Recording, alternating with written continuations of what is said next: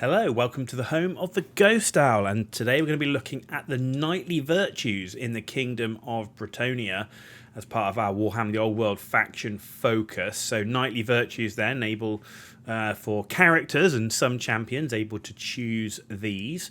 Normally can only choose one, so let's take a look and see what options are on offer.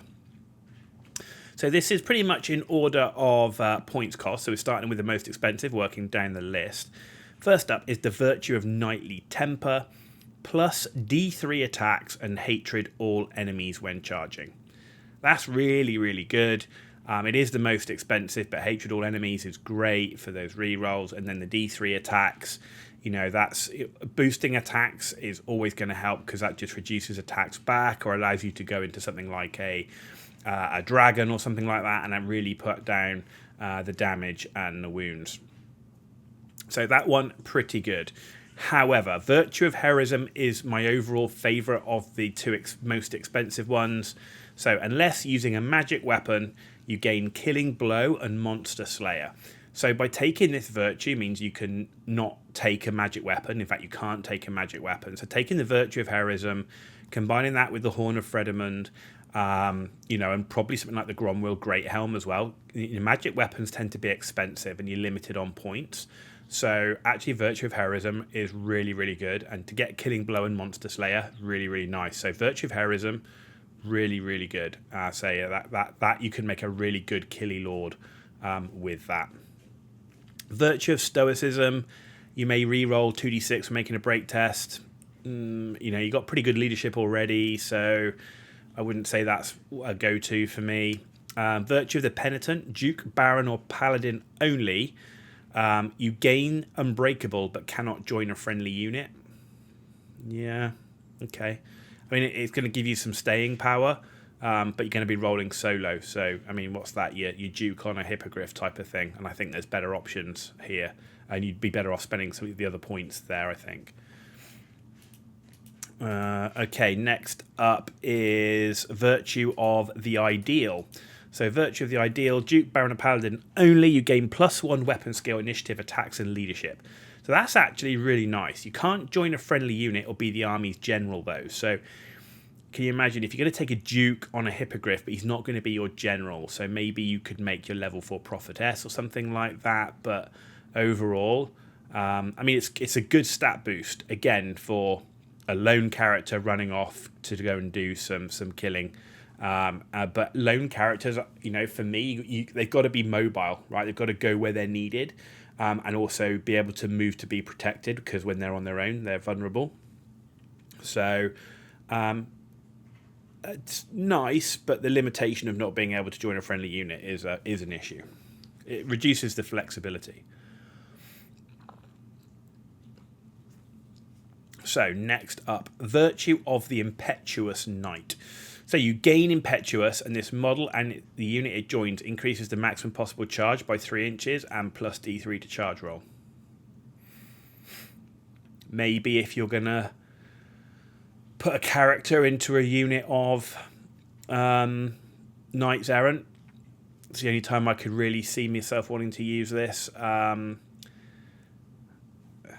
Knights Errant, because gaining Impetuous, not a great thing, but Knights Errant already have it. So, yeah.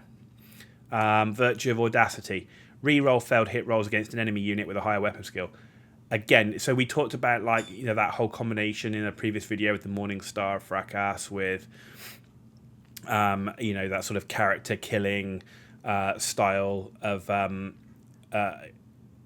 character. So you're going to go around looking for enemy characters, going to try and duel them, force them to fight the duel with the magic item that means they can't refuse, destroy a magic weapon if they've got it, but at the same time, re-rolling against higher weapon skill, really, really nice. So again, a specific build, but has some interesting value there.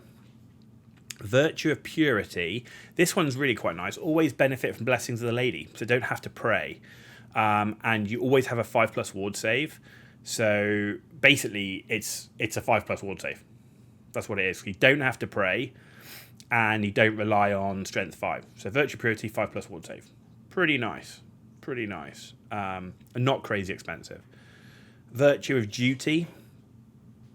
Duke Baron Paladin only +1 combat result point if the army general is still alive.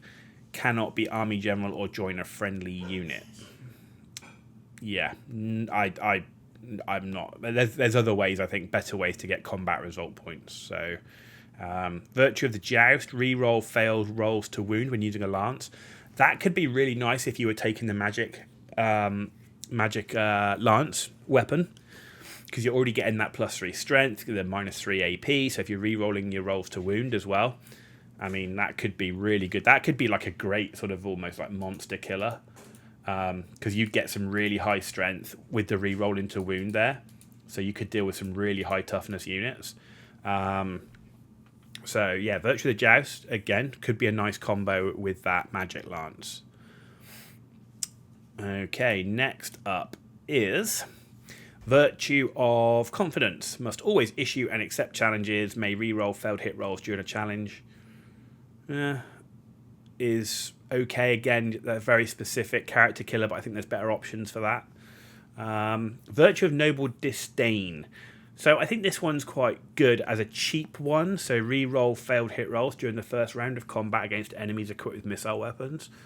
So if you were looking at something cheap, like a cheap character that went in a unit of Pegasus Knights, you're taking the Banner of Shalons, so they can't stand and shoot, and then you've got him going in with re-rolling failed hit rolls. You could mop up those rear echelons of an enemy army, you know, their crossbowmen and so on, pretty quickly, you know, causing lots of casualties, making them break and flee and all that sort of stuff. So nice, cheap, you know, specific use, but one that you can really work around and work with, as opposed to being, you know, really dependent upon on lots of different factors.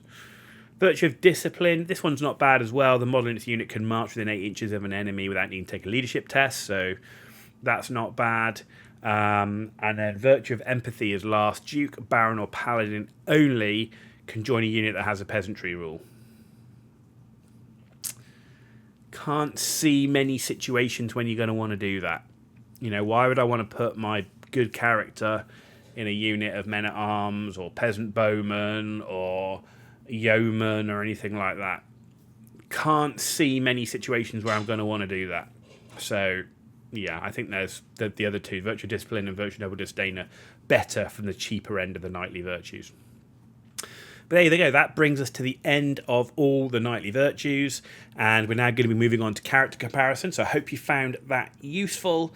If you did, give it a thumbs up. If you didn't, give it a thumbs down. Let me know why in the comments down below. If you want to see more content, hit the subscribe button. Free for you to do. Takes a few seconds, but it's a massive deal for me, so thank you for that. You've been watching The Ghost Hour. Tune back in as we start looking at character and unit comparisons.